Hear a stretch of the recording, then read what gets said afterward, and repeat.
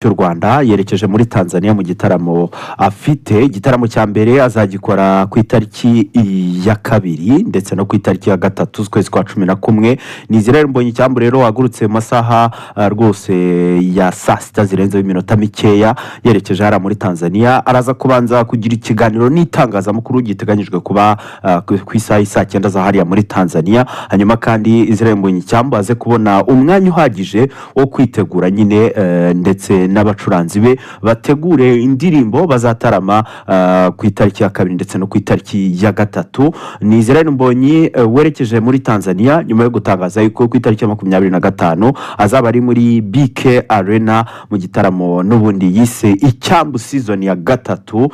Ni ku nshuro ya gatatu ye gutaramira muri BK Arena. Ubwo abo muri Tanzania by'umwihariko abaduteze amatwi muri aka kanya nizere yuko mwamaze kugura amatike yanyu kuko nk'igitaramo kiri ku itariki ya kabiri cyo amatike ya VVIP yamaze gushira ku isoko. Ubwo rero ndizera yuko rwose abadukurikiye by'umwihariko bari muri Tanzania bamaze kwibikaho amatike. Ariko kandi witwa Kenny Soul n'umwe mu bahanzi bakomeye nawe akaba agiye gukora ibitaramo bizenguruka Canada. Ni ibitaramo yitiriye izina ry'indirimbo ye itarasohoka Phenomenal, akaba ari Phenomenal Night. Ibitaramo rero bizahera Ottawa, hazaba ari ku itariki ya 15 z'ukwezi kwa 11. Hanyuma ku itariki ya 22 z'ukwezi kwa 11 azaba ari Montreal. Ni Kenny Soul ugiye gutaramira muri Canada nyuma y'uko Bruce Melody nawe yamaze kugera muri Canada. Ndetse igitaramo cya mbere cyagenze neza hitwa Ottawa, araza gukurikizaho Montreal ku munsi w'ejo.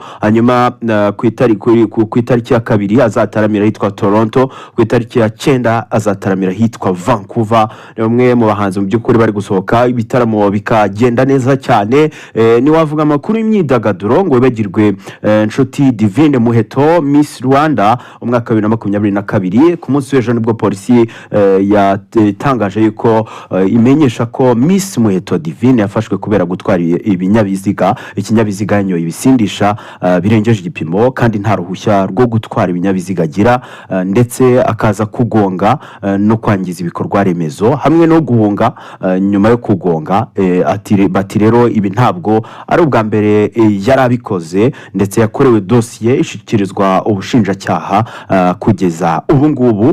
Nibyo twaba tuvuze kuri Nshuti Divine Muheto. Ahubwo tunyure gato ku iserukiramuco rya Anniversary Rwanda. Ni iserukiramuco rigiye kubera hano mu gihugu cyacu cy'u Rwanda, rikazabera kuri Camp Kigali ku itariki ya 7 z'ukwezi kwa 12. Mu bamaze gutangazwa bazagaragara muri iserukiramuco ku ikubitiro bari batangaje ko Intayoberana ari bamwe mu bazagaragara muri iri serukiramuco. Hanyuma ariko kandi nyuma y'Intayoberana hahise hakurikiraho Himbaza Club. Ni imwe muri club zikomeye cyane zizwi hano iwacu mu Rwanda by'umwihariko mu kuvuza ingoma neza cyane biryoha. Hanyuma ariko uretse Himbaza Club bavuze ko witwa Chrisnet umwe mu producer b'abahanga nawe azaba ari muri serukiramuco. Kuri ubu bamaze gutangaza yuko uwitwa Victor Rukotana nawe ari umwe mu bazagaragara muri serukiramuco ari ku itariki ya 7 z'ukwezi kwa 12. Ni bimwe mu bitaramo by'ukuri biteganyijwe kuba mu minsi mikeya iri imbere. Uwitwa Harmonize ati ntabwo bishoboka ko nasubirana n'uwitwa Frida Kajara nyuma y'uko atandukanye n'uwitwa Posh Queen. Aravuga ko bidashoboka rwose ko yasubirana n'uwitwa Frida Kajara. Hanyuma Kanye West we yatangaje ko yaguze inzu ya miliyari 47 z'amafaranga y'u Rwanda. Avuga yuko ngo ikintu cya mbere ashyira imbere ari aho kuba kandi hanogeye umutima we. Aravuga ati rero niyo mpamvu nahisemo gushora iyo mari yose nk'uko TMZ bitangaza. Yaravuga yuko uyu mugabo ngo ikintu cya mbere n'ubundi ashyira imbere nk'uko nawe yabivuze ari aho kuba kandi hanogeye umutima we. Ibindi turaza kubirambura muri Showbiz Today. Yego urakoze cyane Moses. Mushimire cyane Fred. So nabakoze cyane. Abadukurikiye aho muri hose mukomeze mugire umunsi mwiza.